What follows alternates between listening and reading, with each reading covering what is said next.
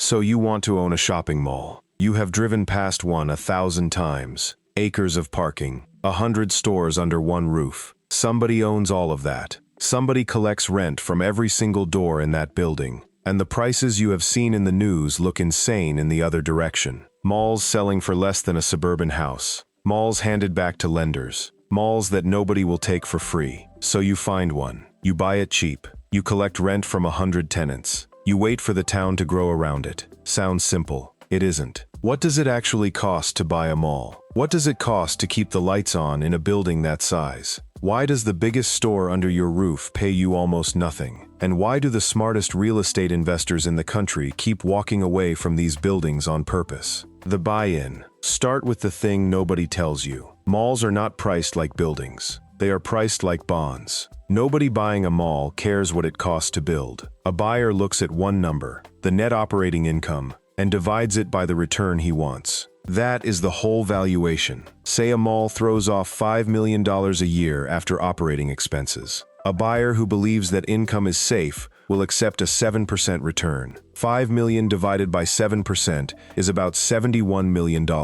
That is what he pays. Now take the same building, same tenants, same roof, same parking lot. This time the buyer thinks that income is dying. He wants a 20% return to touch it. $5 million divided by 20% is $25 million. Nothing changed inside. Not one light bulb. The price fell by $46 million because confidence fell. Understand that before you understand anything else. The market sorts malls into 3 tiers, and the gap is brutal. Top tier, trophy properties, high-income suburbs, luxury tenants, sales clearing $1,000 per square foot. Hundreds of millions, and they almost never come to market because the owners are pension funds with no reason to sell. Middle tier, solid regional malls in ordinary towns, occupancy in the high 80s, decent tenants, no glamour, tens of millions. Bottom tier, the ones you have seen on the internet, half empty, one anchor left, a food court with 2 open counters, single-digit millions. Some sell for less than a nice house. And here is the part that traps people. From the parking lot, Tier 1 and Tier 3 look identical. Same brick, same signage, same fountains. You cannot see a cap rate from the road. Who sells them? Public companies pruning their weakest properties. Lenders who foreclosed and want the asset off the books. And private owners who ran out of money before they ran out of building. That last group is where the cheap ones come from. And cheap here is a warning label. What you inherit. You do not buy a mall. You buy a stack of contracts with a building attached. First, the leases. Every tenant signed a document, some of them decades ago, and you inherit every word. Rent you cannot change. Renewal options at rates from another era. Exclusivity clauses that ban you from leasing to a competitor. You did not write those terms. You just have to live with them. Second, and this one surprises almost everybody, you probably do not own the whole mall. The big department stores at the ends of the building are called anchors. In a huge number of American malls, those anchors own their own buildings outright. They own the box, they own the land under it, and they own their share of the parking lot. You own the corridor in the middle that connects them. Those relationships run on a document called a reciprocal easement agreement. Who maintains what? Who can build what? What the parking ratios have to be? What the mall is allowed to look like? Some were signed in the 1970s, and they run for decades. So when people say a mall owner is trapped, this is the mechanism. You cannot tear down a dead anchor you do not own. You cannot redevelop a corner somebody else controls. Third, you inherit deferred maintenance. And mall maintenance is not house maintenance. That roof is measured in acres. The heating and cooling system conditions a volume of air that would swallow a warehouse district. The parking lot is not a driveway. It is a small road network with lighting, drainage, and a resurfacing schedule. An owner in trouble stops spending on all of it. He patches instead of replacing. He runs equipment past its life. Every dollar he saved becomes a bigger dollar you spend, usually in your first 2 years, usually before a single new tenant has signed anything. The revenue layers. Now the good part. A mall is not one business. It is 5 stacked on top of each other, and most people only know about the first one. Layer 1.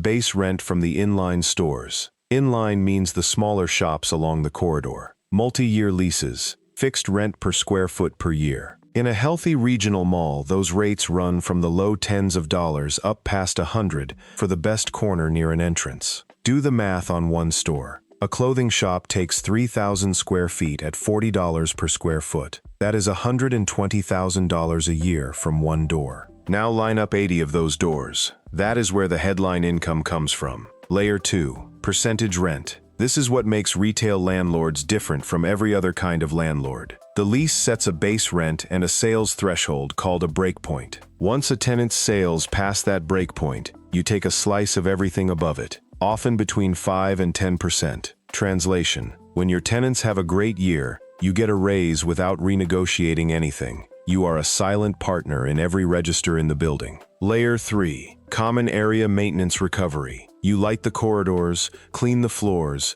staff security, plow the lot, and run the air conditioning. Then you bill it back to tenants, split by their share of the square footage. Done right, close to a wash. Watch what happens when the mall empties out. If a third of your space is vacant, there is nobody to bill for a third of those costs. You eat it. This line goes from neutral to one of your biggest bleeds the moment occupancy slips, and it happens quietly. Layer 4, specialty leasing. Carts in the middle of the corridor, kiosks, the pop-up Halloween store in the dead wing, the Santa photo setup in December, short-term deals at high rates per square foot, costing you almost nothing to service because the space already exists. A well-run specialty leasing program on a mid-sized mall can bring in 7 figures a year. Most underrated line in the business, and the first thing lazy owners ignore. Layer 5, everything that is not a store. Cell antennas on the roof, billboards facing the highway, advertising screens in the corridor, movie shoots, car shows and job fairs in the empty parking lot. None of these are big alone.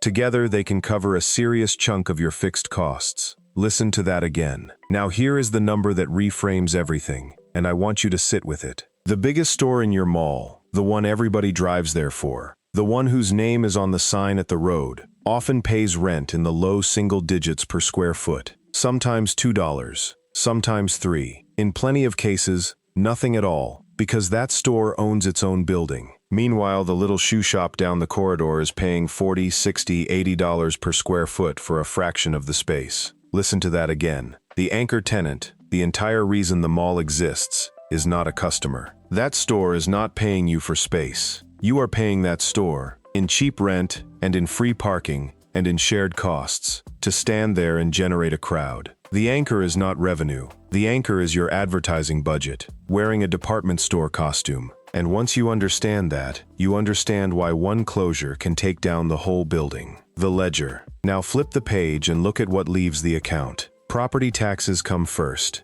and on a lot of malls they are the single largest line item in the building. You are taxed on a large parcel with a large structure in a commercial zone, and the county assessor is not sympathetic about your vacancy problem. Owners of struggling malls spend years appealing, and while they appeal, they pay. Insurance is next, and this line has gone vertical in recent years. Huge roof span, a public building with heavy foot traffic, and a liability profile that includes every trip, slip, and parking lot incident on the property. Then common area maintenance, lighting the corridors, cleaning acres of floor, security staff, because a half-empty mall attracts problems a full one does not. Landscaping, snow removal, trash, and climate control, which on a building this size is a utility bill that would run a small factory. Remember the recovery mechanism from earlier. You bill this back to tenants by their share of space. When you are full, close to a wash. When you are 2/3 full, you are personally funding a third of it, every month, forever, until you release that space.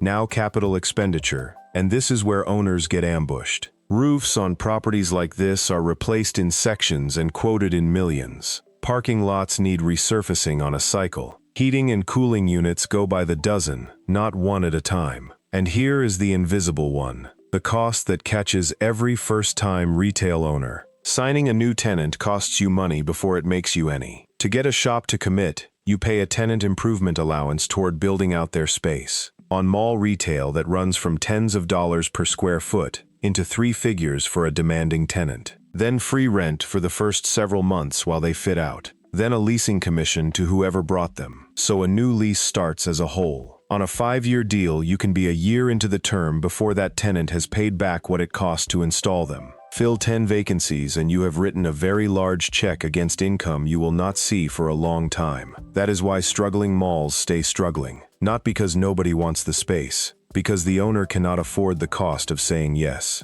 The trap. Everything above is arithmetic. This next part is the thing that actually kills mall owners, and almost nobody outside the industry knows it exists. It is called a co-tenancy clause. Open one of your inline leases and look for it. Buried in the standard terms is a provision tying that tenant's obligations to the health of the mall around them. Sometimes it names the anchors directly. If a specific department store goes dark, the clause activates. Sometimes it sets an occupancy floor instead. When it activates, that tenant gets rights. They can cut rent to a reduced figure, or switch to paying only a slice of their sales, or after a waiting period, walk out of the lease entirely. Now put that together with what you learned earlier. Your anchor pays you almost nothing, $2 or $3 a square foot, or nothing at all if they own their box. So when that anchor closes, the direct rent you lose is trivial. That is not the damage. The damage is that the anchor was the trigger sitting inside 80 other leases. One store closes and dozens of contracts unlock at the same moment. Rents that were fixed become variable. Tenants who were locked in until the next decade suddenly have an exit door. Your income does not decline. It steps down, all at once, on a date somebody else chose. Then the second wave hits, and this is the one that ends ownership. Malls are almost never bought with cash. They are bought with commercial mortgages, and many of those loans were packaged and sold to bond investors. Those loans carry a coverage test comparing your income to your debt payments. Drop below the required ratio and control of the property's cash shifts to a servicer acting for the bondholders. Your rent goes into a lockbox. You stop deciding what gets spent, and you cannot refinance your way out, because the value of the building is calculated from the income, and the income just fell. The bank will not lend against a number that no longer exists. So here is the whole trap in one sentence. The anchor never paid you much, but the anchor was the collateral behind every other lease in the building, and nobody writes that down on the offering memorandum. The history digression. To understand why this market is built the way it is, you have to meet the man who invented it and then spent the end of his life trying to take it back.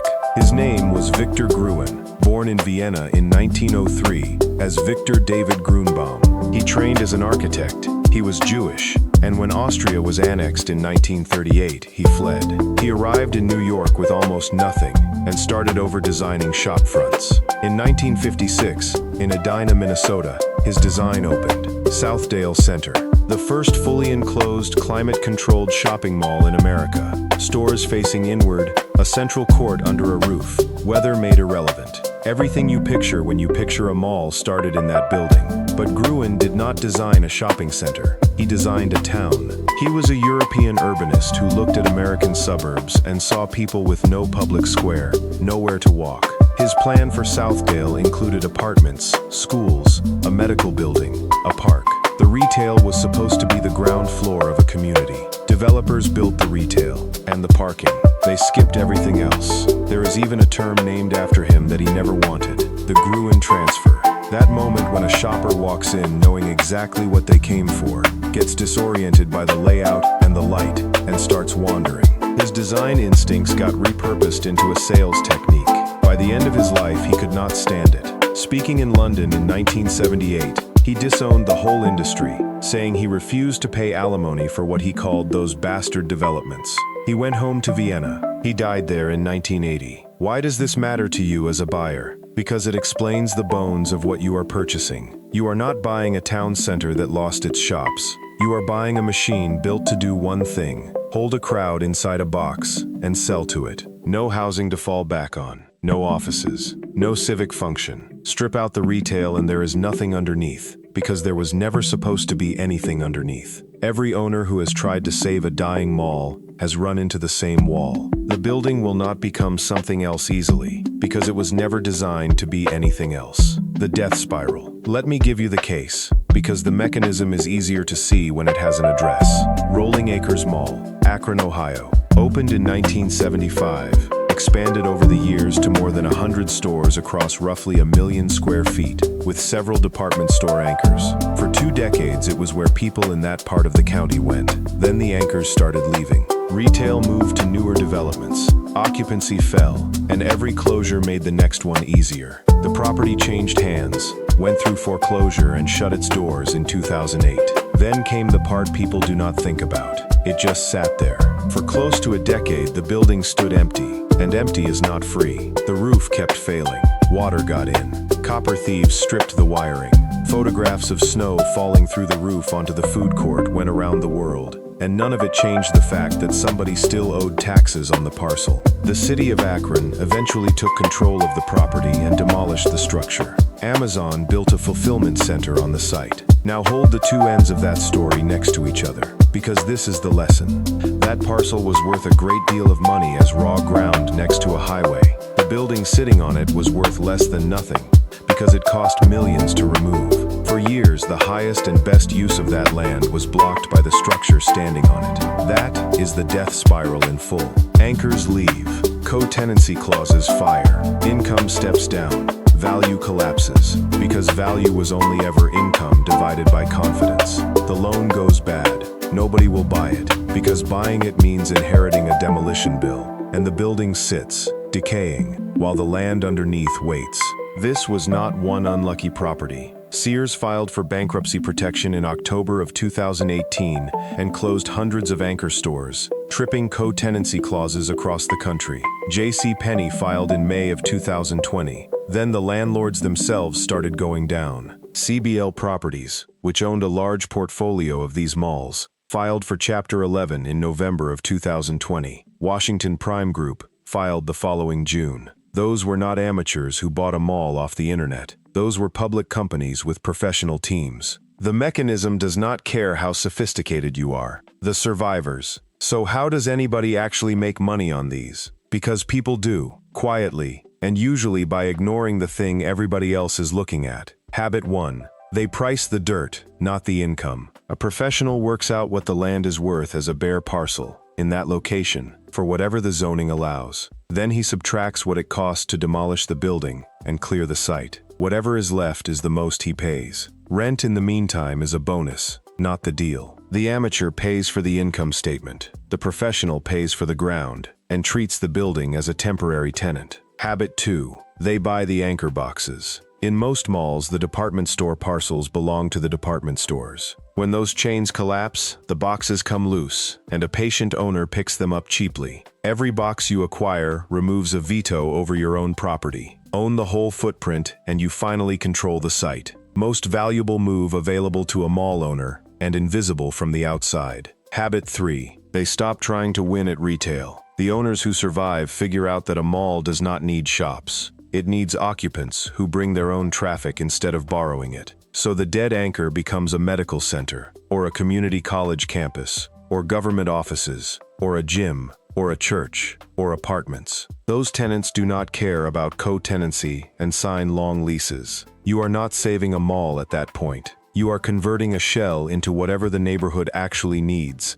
and that is a much steadier business. Habit 4. They fix the leases one renewal at a time. Every renewal, they negotiate the co-tenancy clause out or push the threshold down so it is harder to trigger. Takes years. Nobody notices. At the end of it, you own a building where one closure no longer detonates 40 contracts. Habit 5. They run the small money properly. Carts, kiosks, seasonal pop-ups, events, antennas on the roof, the parking lot rented out on weekends. No build-out allowance, no free rent, close to pure margin, and the fastest cash a new owner can turn on. The verdict. So does this work? Let me run it, and I will use a mid-sized mall to keep it honest. You own 400,000 square feet of leasable inline space. Anchors own their own boxes. 85% leased, so about 340,000 square feet is producing, at an average of $30 per square foot. Call it $10,200,000 of base rent. Add percentage rent and a properly run specialty program, and you are near $11 million. Treat common area recovery as a wash while you are full. Then subtract what you cannot bill back. Taxes, insurance, staff, marketing, non-recoverable repairs. Say $5 million. That leaves roughly $6 million of net operating income. You bought at a 12% cap rate, so the price was around 50 million. You borrowed 30 million at 7%, so debt service is about 2,100,000 a year. That puts you at 3,900,000. Now the part amateurs forget. Tenant improvement allowances, leasing commissions, roof and equipment reserves. Say 2 million. You clear near 1,900,000 on 20 million of your own money. That is a good year. High single-digit return for a lot of work. Now the bad year, and it does not start with a recession. It starts with a phone call. One anchor announces a closure. Co-tenancy clauses fire across your inline leases. Some tenants cut to a reduced rent. Some go to sales-based rent only. A few exercise their exit. Base rent falls from 10,200,000 to around 8 million.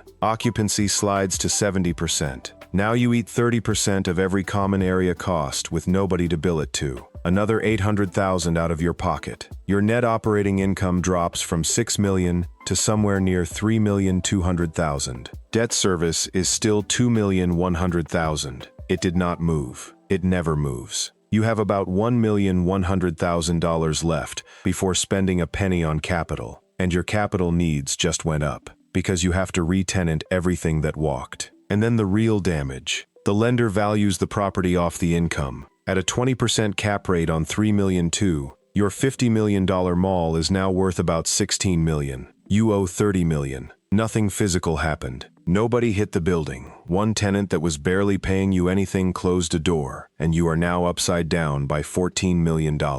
That is the honest verdict. On the way up, a mall is a bond that pays you a slice of every register in the building. On the way down, it is the most exposed bet on foot traffic a private investor can make. The thesis close. So think about what actually transferred at that closing table. Not the corridors, not the fountain, not the acre of roof or the parking lot lights or the escalators. You bought a crowd. Every dollar in that building, the base rent, the percentage rent, the kiosks, the antennas, the land value itself, all of it was priced off the assumption that people would keep showing up. And the crowd is the one thing in that entire property that never signed a lease.